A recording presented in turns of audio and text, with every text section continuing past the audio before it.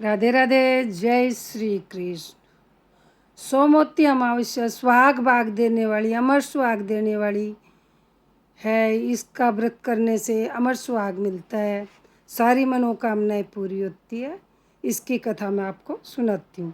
एक साहूकार के 7 बेटे थे, 7 बहू 1 बेटी थी। साहूकार के घर एक जोगी भिक्षा लेने आता था। साहूकार की बहू भिक्षा दे देती थी। जब कभी भी साहूकार की लड़की भिक्षा लेकर आती तो जोगी भिक्षा नहीं लेता था। वह कहता, लड़की तो सुहागन है पर भाग्य में दुहाग लिखा है। यह सुनकर लड़की सुबकने लगी। माँ ने पूछा, बेटी तुझे किस बात की चिंता है? तो वह लड़की बोली कि एक जोगी भिक्षा लेने आता है, वह कहता है कि मैं तो सुहागनों पर मेरे भाग्य में दुहाग लिखा है। यह बात सुनकर माँ बोली, उस जोगी की बात मैं सुनूंगी। अगले दिन माँ छिपकर बैठ गई। जोगी भिक्षा लेने आया, लड़की भिक्षा देने लगी। इस बार भी जोगी ने वैसे ही कहा। इस इतनी बात सुनकर माँ निकल कर आ गई और बोली, एक तो हम तुझे भिक्षा देते हैं, ऊपर से तुम हमें गाली देते हो। जोगी बोला, मैं गाली नहीं देता, सच्ची बात कहता हूँ, इसके भाग्य में ऐसा ही लिखा है। तब माँ बोली, अगर तुझे इतना ही मालूम है तो इससे बचने का उपाय भी मालूम होगा। जोगी बोला, 7 समुद्र पार एक सोना दोबन रहती है, जिसने सोमवती अमावस कर रखी है। अगर वह इसे आकर फल दे दे तो इसका सुहाग अटल हो सकता है, नहीं तो विवाह के समय सर्प काटने से इसके के पति की मृत्यु हो जाएगी। यह बात सुनकर लड़की की माँ बहुत रोने लगी। अब माँ सोना दोबन के पास गई। रास्ते में बहुत तेज धूप पड़ रही थी, तो वह एक पीपल के पेड़ के नीचे बैठ गई। बैठकर गरुड़ पंखनी का बच्चा रहता था, जिसे सांप डसने आया तो साहूकारनी ने सांप को मार डाला और बच्चे को बचा लिया। जब गरुड़ पंखनी आई तो सब जगह खून देखकर साहूकारनी को चोंच मारने लगी। साहूकारनी बोली, मैंने तो तेरा बच्चा बचाया है। अब गरुड़ पंखनी बोली, तूने मेरे बच्चे को बचाया है सो तू मांग ले। साहूकारनी बोली, पहले वचन भर। गरुड़ पंखनी बोली, मैं तुझे वचन देती हूँ। साहूकारनी बोली, मुझे 7 समुद्र पार सोना दोबन के घर छोड़ दो। अब गरुड़ पंखनी ने उससे सोना दोबन के घर छोड़ दिया। वहाँ जाकर साहूकारनी ने सोचा, अब इसको कैसे मनाऊं। सोना दोबन के घर 7 बहुएं थी, जो कि घर का काम करने के लिए आपस में हर समय लड़ती झगड़ती रहती थी।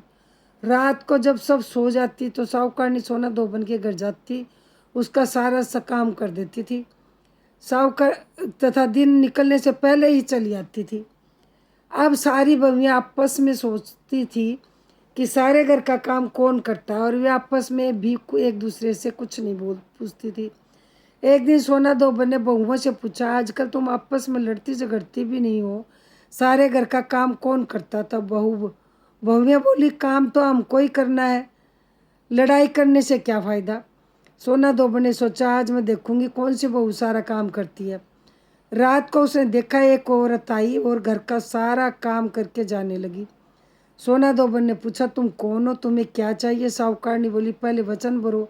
तो सोना दोबन ने उसे वचन दिया। अब साहूकारनी बोली, मेरी बेटी के भाग्य में दुहाग लिखा, सो तुम चलकर सुहाग दे दो, क्योंकि तुमने सोमवती अमावस कर रखी है। सोना दोबन पर अपनी बहू बेटों से बोली, मैं तो इसके साथ इसके घर जा रही हूँ। मेरे बाद तुम्हारे पिताजी मर जाएं तो उन्हें तेल के कुप्पे में डालकर रख देना। अब वह साहूकारनी के घर आ गई। साहूकारनी ने अपनी बेटी की विवाह किया। जब फेरे होने लगे तो सोना दोबन कच्चा करवा दूध दूध और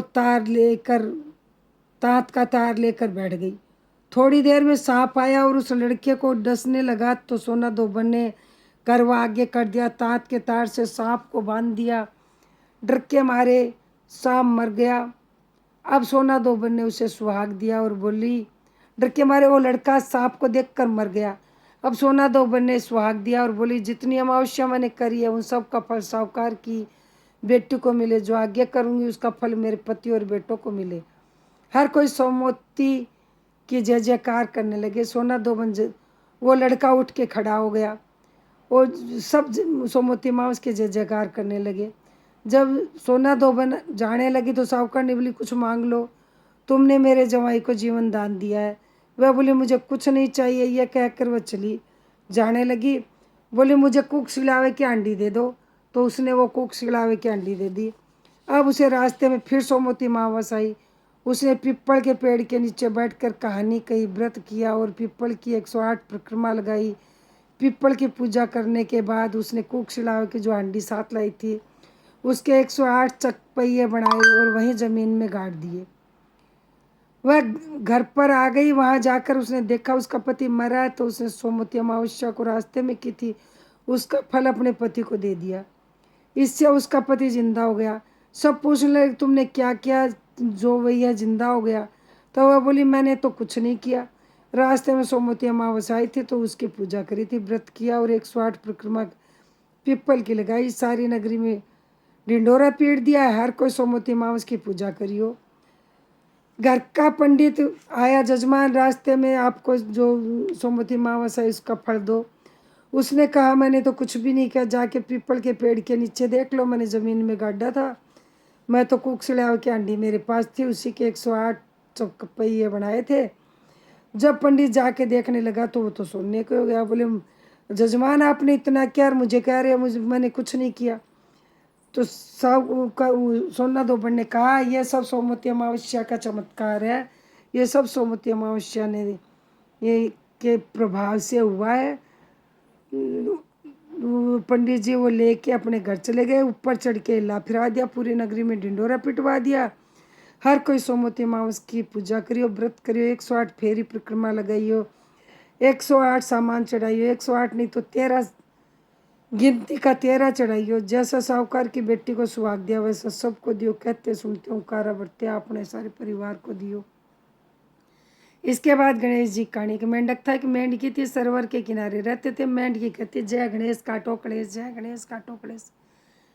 एक दिन मेंढक ने मारी कुट्टी, तो ऊपर आए पुरुष का नाम लेती है, तू मेरा नाम लिया कर, महाराज गणेश जी को ध्याएंगे तो सदा सुख पाएंगे। ऊपर से बोले मेंढक, मेंढक मन में बोले जय गणेश काटो कलेश, जय गणेश काटो कलेश। एक जल्दबाज है घड़े में भर के लेगी, चूल्हे पे चढ़ा दिया। मेंढकी की तरफ गर्म ठंडा पानी, मेंढक की तरफ गर्म पानी। मेंढकी बजले यदि आज कष्ट काटेगा तो मैं भी पूरी जिंदगी बजूंगा। बोले महाराज बोलो जय गणेश काटो कलेश, जय गणेश काटो कलेश। दो नाड़ियाँ लड़ते हैं मटके के लात के मारे, मटका टूट गया। मेंढक मेंढकी सरोवर के किनारे जाके बैठ गए। हे महाराज उनका कष्ट काटा है, सबका काटियो, कहते सुनते हो कारा भरते अपने सारे परिवार की काटी। जय गणेश काटो कलेश। ओम नमः शिवाय, ओम नमः शिवाय, ओम नमः शिवाय, ओम नमः शिवाय, ओम नमः शिवाय। मेरे सोमवती अमावस्या की कहानी का वीडियो आपको अच्छा लगा हो तो मेरे चैनल को सब्सक्राइब करें, लाइक करें, शेयर करें, बेल आइकन प्रेस करें, जिससे मेरा अगला वीडियो आपके पास सबसे पहले पहुंचे। जय गणेश काटो गणेश। ओम नमः शिवाय। राधे राधे। जय श्री कृष्ण।